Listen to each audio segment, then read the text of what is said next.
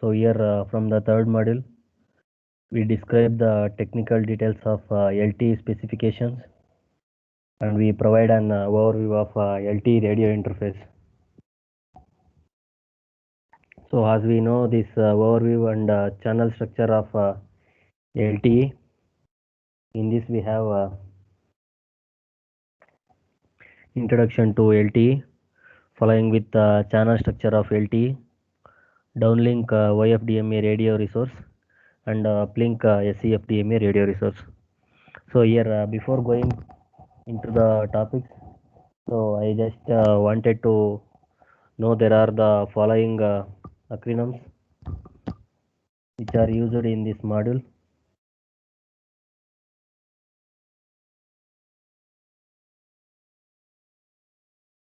So here whenever I say the MT, that is, so it should come to your mind, that is mobile terminal. Similarly BS, that is base station.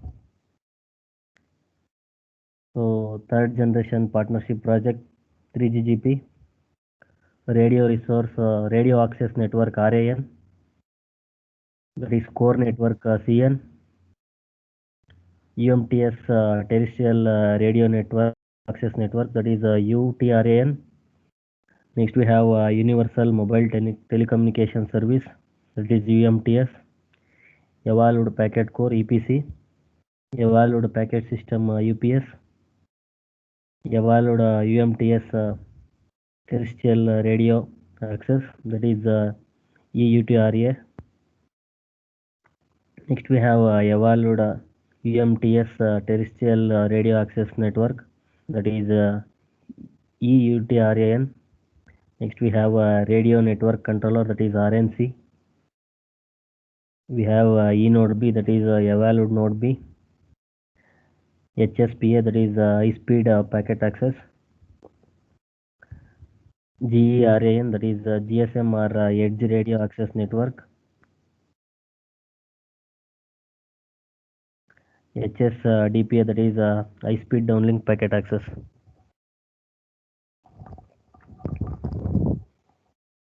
So these are the acronyms you need to know in this module. So here going to the introduction or overview of LTE radio interface.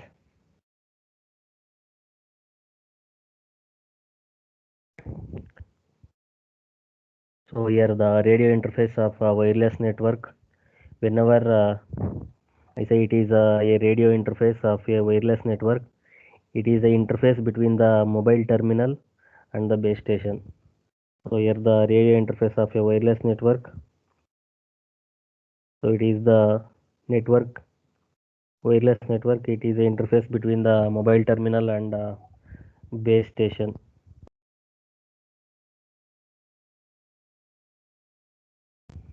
So the interface between the mobile terminal and the base station is a radio interface. So now here the third generation partnership project, that is 3GPP, is actually defines a separable network structure. So that is divides the whole network into a radio access network and the core network.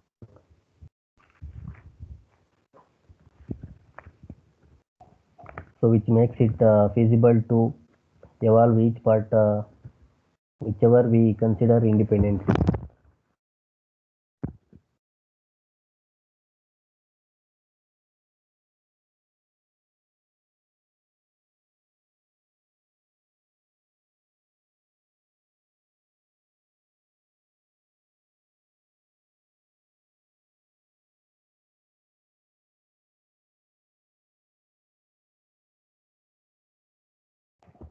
So here LTE is a long-term evolution project in 3GPP.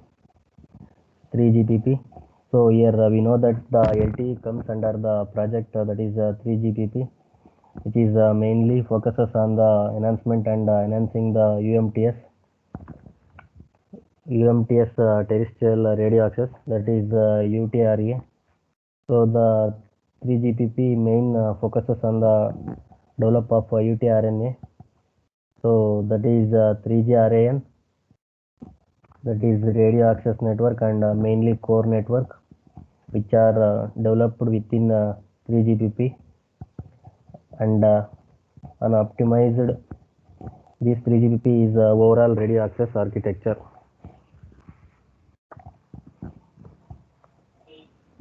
So the another parallel project what we have is Evolved Packet Core, that is EPC, which is mainly focuses on the core network evaluation with a flatter all IP.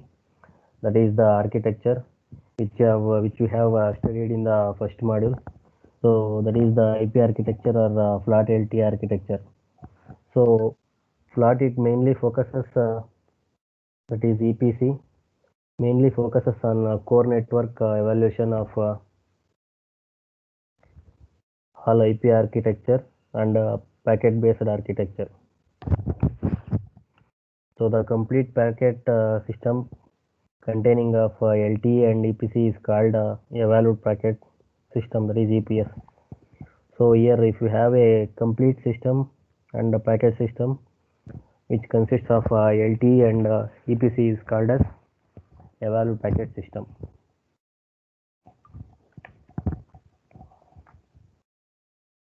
So here the LTE mainly refers to as in this module. So LTE is also referred to as evolved UMTS, terrestrial radio access, that is EUTRA, and the RAN of LTE is also referred to as EUTRAN. So here if it is RAN, then you specify that LTE as EUTRAN, and if not, it will be EUTRA. So here the complete architecture. So here the complete architecture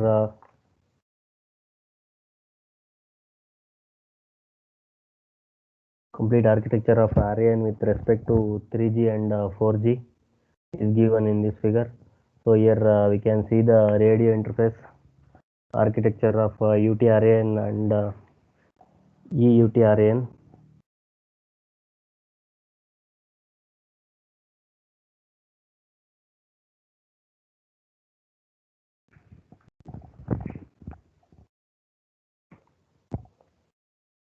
So where it is just mentioned, node B. So here it is E node B. So but see the RNC code network combination. So here you have an RNC then given to E node B, given to node B, or from the node B to the RNC. So here it is just a core network under radio interface with which is happening. So that the radio interface of wireless network is the network. So the radio interface of the wireless network is the interface between the mobile terminal and the base station. So thus in the case of LTE, it is only located between RAN, that is the radio access network, and EUTRAN in the user equipment. So here compared to the UMTS, that is UATRN, UTRAN for the 3G systems, which has two logical entities. That is one is node B, and you can see in this figure, and that is called as radio base station. Node B means radio base station, and the radio network controller, that is RNC. So the EUTRAN network architecture, if you see, it is simpler and as well as flatter.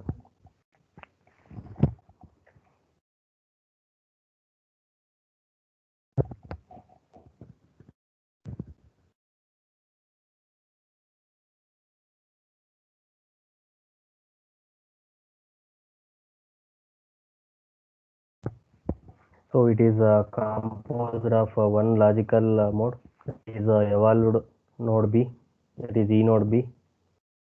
So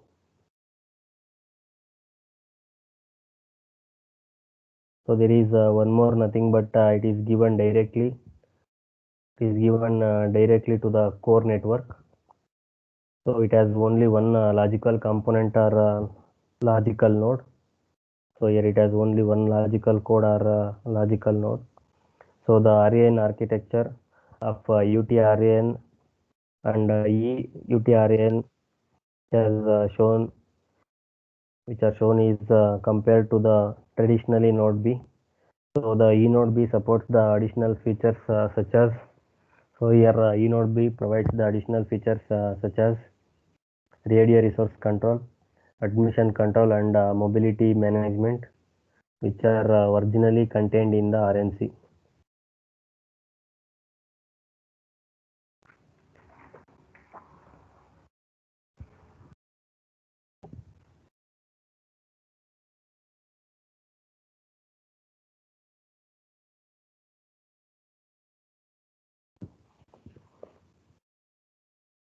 So this simpler structure simplifies the network operation and allows of higher throughput and lower latency over the radio interface. So here it is the structure allows for higher throughput and lower latency over the radio interface.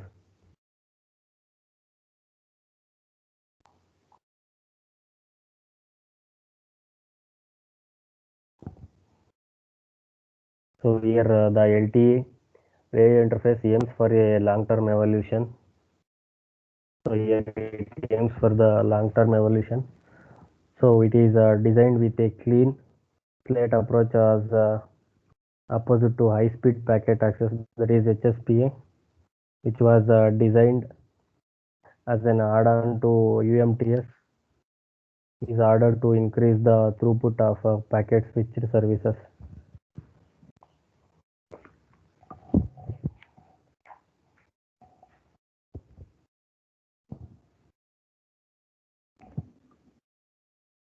So here HSPA is a collection of high-speed downlink packet access, that is HSDPA, and high-speed uplink packet access, that is HSUPA. So here the clean slate approach allows for a completely different air interface, which means the advanced techniques including the YFDM, that is orthogonal frequency division multiplexing, and the multi-antenna transmission and reception, that is MIMO. So would be included from the start of the standardization of LTE. So here for multiple accesses, it moves away from the code division multiple access, that is CDMA, and instead uses orthogonal frequency division multiple access, that is YFDMA in the downlink, and the single carrier frequency division multiple access, that is SCFDMA in the uplink. So in the downlink we are using instead of CDMA we are using YFDMA. So in the uplink we are using SCFDMA. So here all these techniques were described in the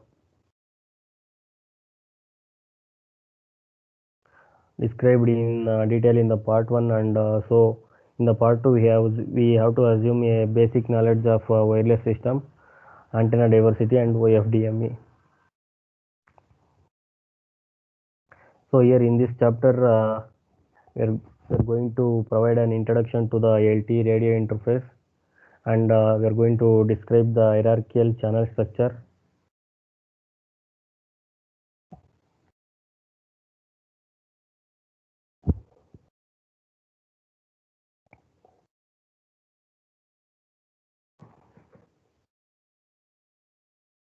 So next we have introduction to LTE. So here the LTE is the next step in the evolution of mobile cellular systems and was standardized as part of the 3GBP release 8 specifications. So here unlike the 2G and 3G cellular systems that were designed mainly with voice services in mind, so here the LTE was designed primarily for high-speed data services, which is why the LTE is packet switched network from end to end and has to support for circuit switched services. So here, however, the low latency of LTE and it has a quality of service. Its quality of service architecture allow a network to emulate a circuit switched connection on the top of the packet switched framework of LTE. So this is about the introduction of LTE and the overview of channel structure of LTE.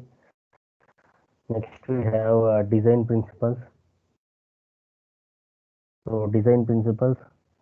So here the LTE standard was designed as a completely new standard with new numbering and new documentation, and it is not built on the previous versions of 3GPP standards.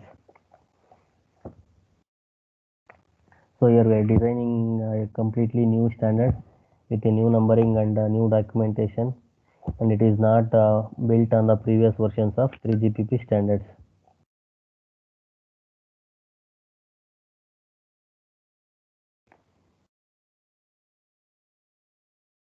So the basic design principles that were agreed upon and followed in the 3GPP while designing the LTE specifications include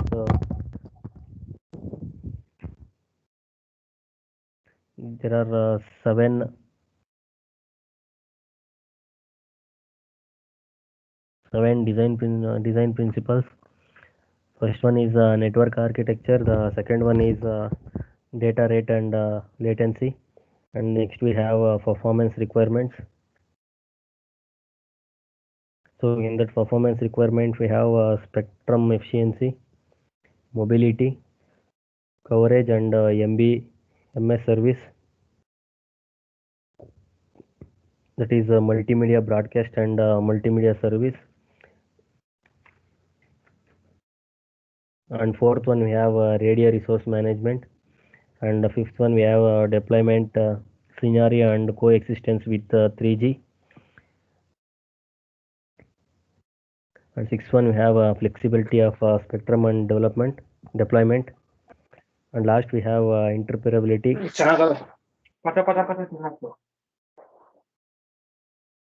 And last one we have interoperability with 3G and 2G networks.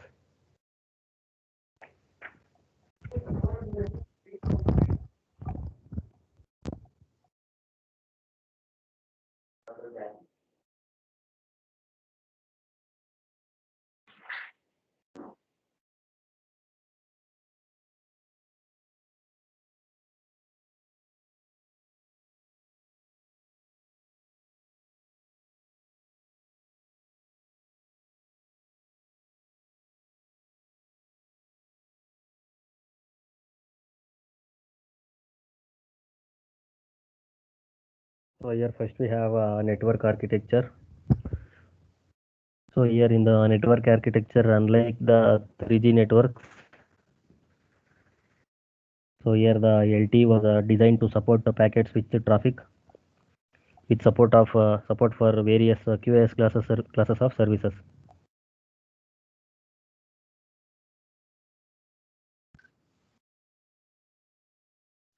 So here the previous generations of networks such as UMTS and HSPA and 1X RTT and EVDO also support packet switched traffic, but this was achieved by subsequent add-ons to the initial version of the standards. So here for example HSPA, which is a packet switched protocol.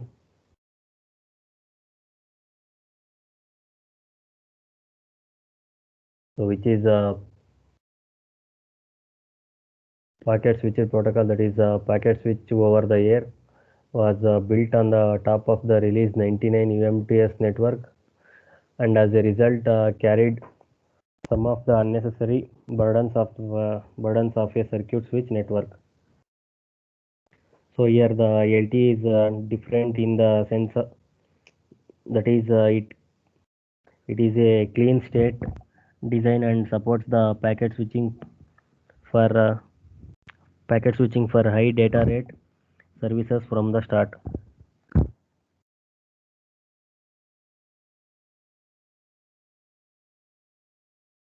So next we have the LTE radio access network, that is EUTRAN was designed to have a minimum number of interfaces, that is the minimum number of network elements, while still being able to provide efficient packet switched transport for traffic belonging to all the quality of services classes such as conversational, streaming, real time and non real time, and background classes. So second design principle was data rate and latency.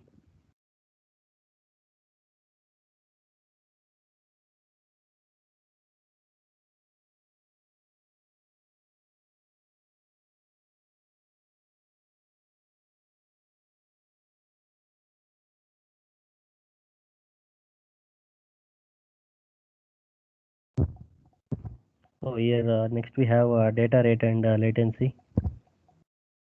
So here the design target for downlink and uplink peak data rates for LTE is around 100 Mbps to 100 Mbps and 50 Mbps respectively when operating at the 20 MHz frequency division duplex, that is FDD channel size. So here the user plane latency is defined in terms of the time it takes to transmit a small IP packet from the user equipment to the edge node of the radio access network, or vice versa, measured on the IP layer.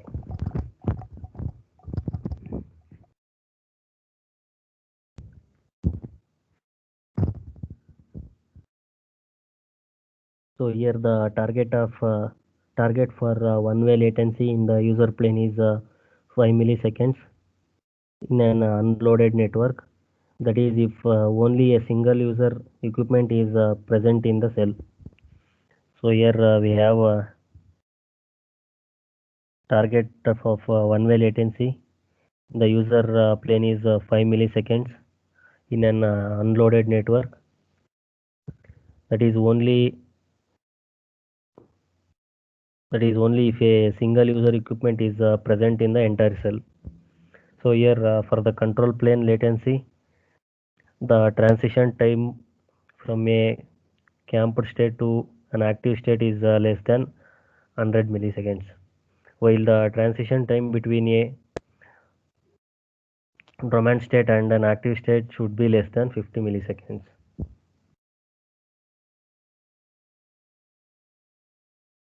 So here the transmission time from a camped state to active state is less than 100 milliseconds, while the transition time between the dormant state and an active state should be less than 50 milliseconds.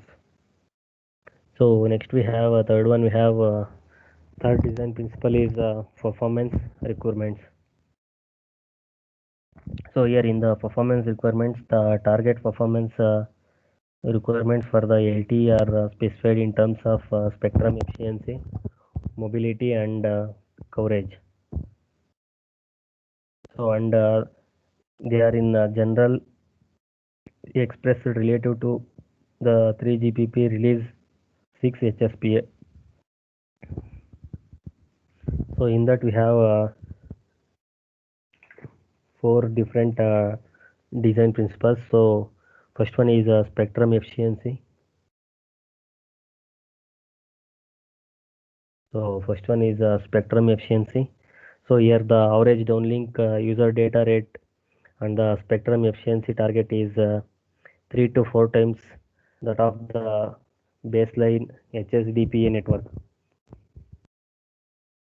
So here the average downlink data rate and spectrum efficiency target is 3 to 4 times that of the baseline HS DPA network. So similarly, in the uplink, the average user data rate and the spectrum efficiency target is 2 to 3 times that of the baseline HS UPA network.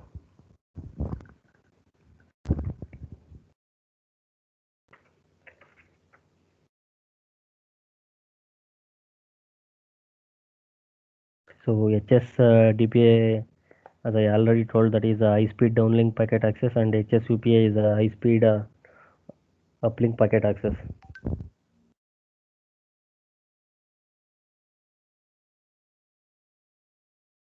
So in the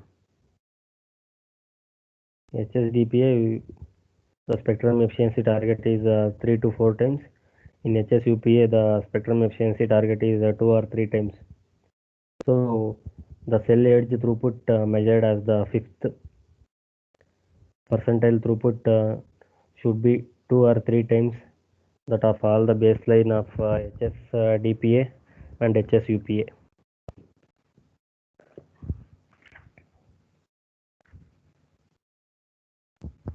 So the cell edge throughput measured at the fifth percentile throughput should be 2 or 3 times that of the baseline HSDPA and HSUPA. So next we have mobility. So the mobility requirement for LTE is to be able to support the handoff for mobility at different terminal speeds. So the mobility requirement for the LTE is to able to support the handoff for mobility at the different terminal speeds. So here the maximum performance is expected for the lower terminal speeds of 0 to 15 km per hour, with minor degradation in the performance at higher mobile speeds up to 120 km per hour.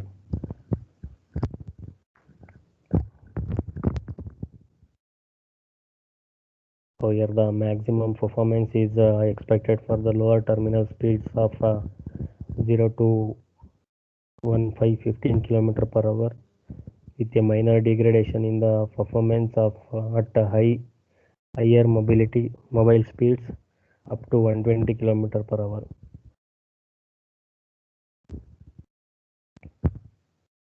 So the LTE is also expected to be able to sustain a connection of terminal speeds up to the 350 km per hour, but with significant degradation in the system performance.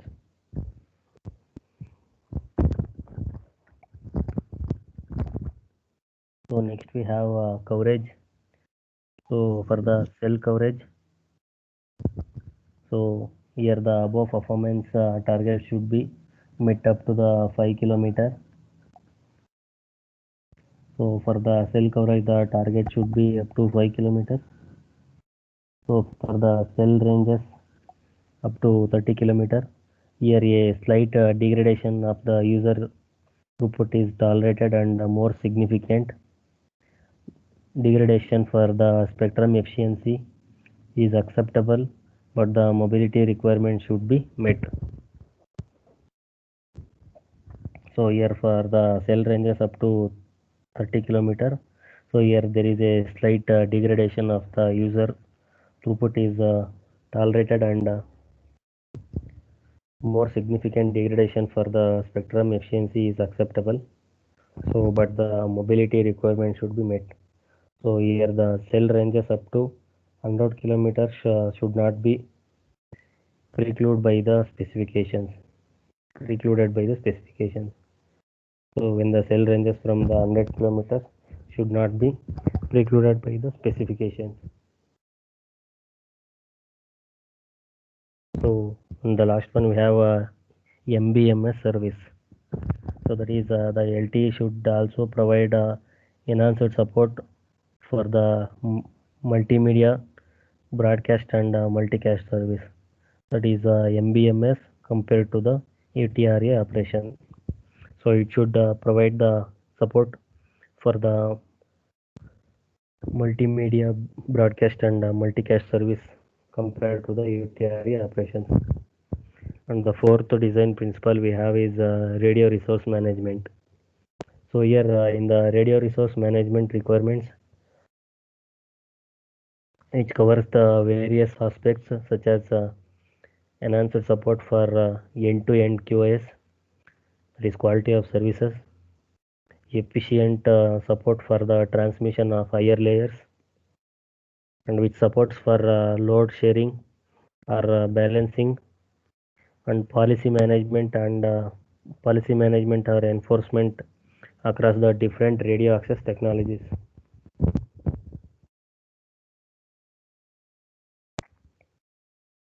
So here the radio resource management requires the requirements which covers various aspects such as enhanced support for end-to-end QoS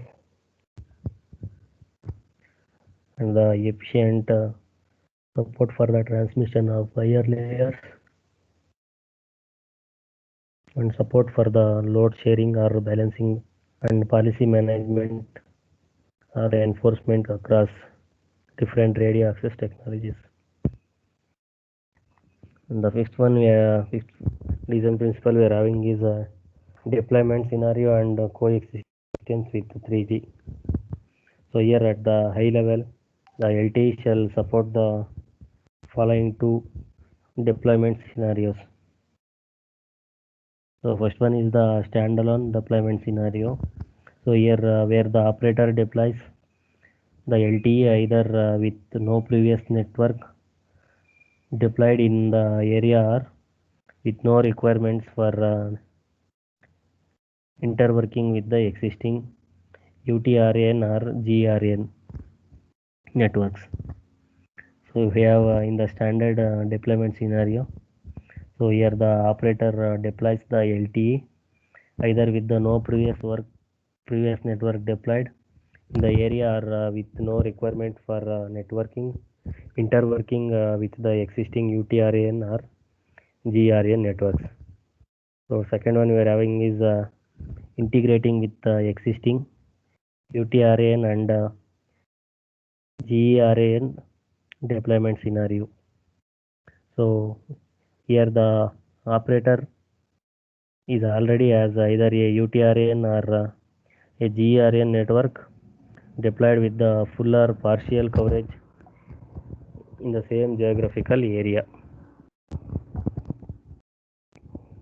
So in the second case, the operator already has either a UTRN or a GRN network deployed, the full or partial coverage in the same geographical area. So on the sixth one, we have sixth design principle. We have flexibility of spectrum and deployment.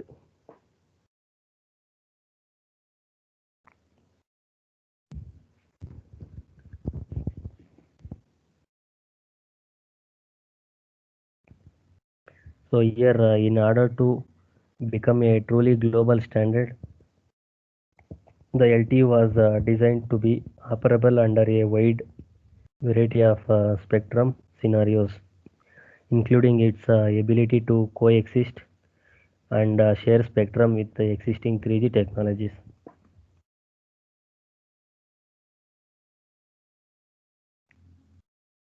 So here,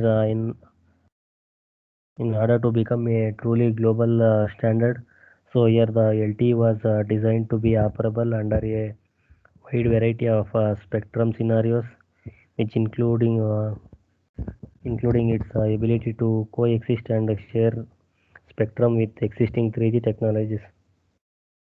So here the service providers in different geographical regions often have different spectrums in terms of the carrier frequency and the total bandwidth, which is why the LTE was designed to have a scalable bandwidth from 1.4 megahertz to 20 megahertz.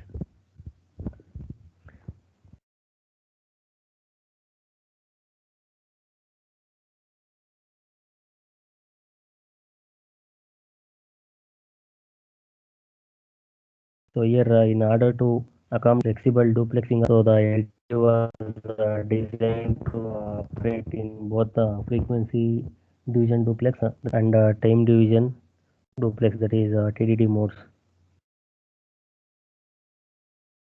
So here the LTE will operate with scalable bandwidth of 1.4 megahertz to 20 megahertz. So here, in order to accommodate the flexible duplexing options, the LTE was designed to operate in both the frequency duplex, that is FDD, and the time division duplex, TDD modes. So, and the last one we have interoperability with 3G and 2G networks. So here the multi-mode LTE terminals which support UTRAN and GERAN operation should be able to support measurement of an handover from and to both 3GPP, UTRAN and 3GP, GERAN systems with acceptable terminal complexity and the network performance.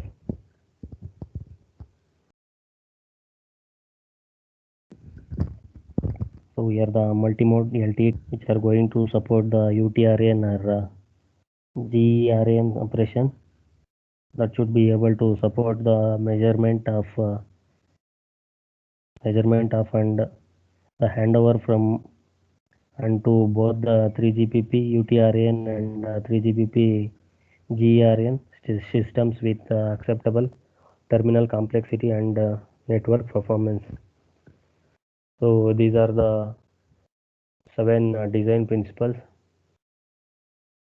which will come under LTE standards.